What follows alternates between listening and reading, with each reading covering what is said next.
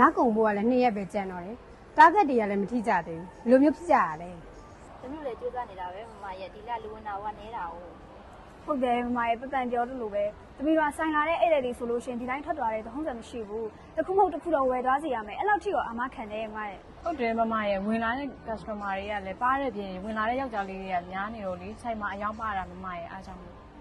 ဟဲ့ယောက်ျားလေးပဲဖြစ်ဖြစ်မိန်းကလေးပဲဖြစ်ဖြစ်ရောင်းရမှာပဲလေသူတို့ရဲ့ကောင်မလေးတွေမျိုးသမီးတွေဖြစ်ဖြစ်လက်ဆောင်ပေးလို့ရတာပဲငါဒီလိုက်တားခဲ့ထိချင်တယ်နော်ဒါပဲပြောမယ်ငါထပ်မပြောတော့ဘူး ဟဲ့ဘယ်လိုလုပ်ကြမလဲဂျာကြီးကလည်းတို့ကိုစိုးနေ ဟုတ်တယ်ဝင်နေကြ customer တွေကလည်းပျောက်နေတယ်တော့ ငါတို့ဆိုင်ထဲဝင်လာတော့မလျှောက်ပဲနဲ့ဆိုင်ကိုမျက်စောင်းထုတ်ကြည့်လိုက်တာနဲ့ဝင်အောင်လို့ငါတို့ marketing ဆင်ကြမယ်လေဘယ်လိုပဲဖြစ်ဖြစ်ရက်တွေကလည်းနီးနေပြီဆိုတော့ငါတို့တားခဲ့ထိဖို့ရေးချီတယ် ဟဲ့ဖြစ်ပါမလားရေ ချအောင်လုပ်ရမှာပေါ့နော်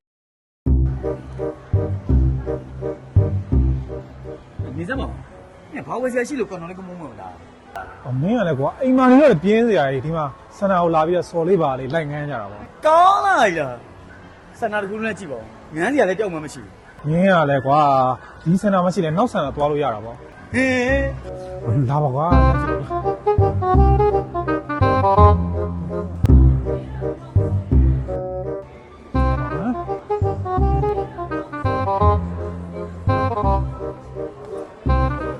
ဘာရှာလဲဘာကြည့်ချင်လဲအထက်မှာစုံရှိတယ်နော်ကိုဝင်ကြည့်လို့ရတယ်နော် အားပေးပါအောင်နော်ကိုကြီးဒီလညီမတို့တားတယ်ပဲပြေးလေလို့ကိုကြီး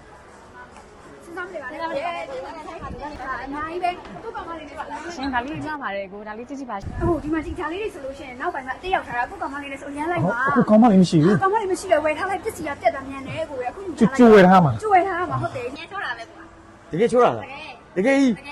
အားပေးရမှာပေါ့။ကြိုးစားထားတော့ကြိုးစားထား တာဂတိအောင်ကြိုးစားထား ။ကြိုးစားထားတော့ကြိုးစားထား တာဂတိအောင်ကြိုးစားထား ။ကြိုးစားထားအေးကြိုးစားထား တာဂတိအောင်ကြိုးစားထား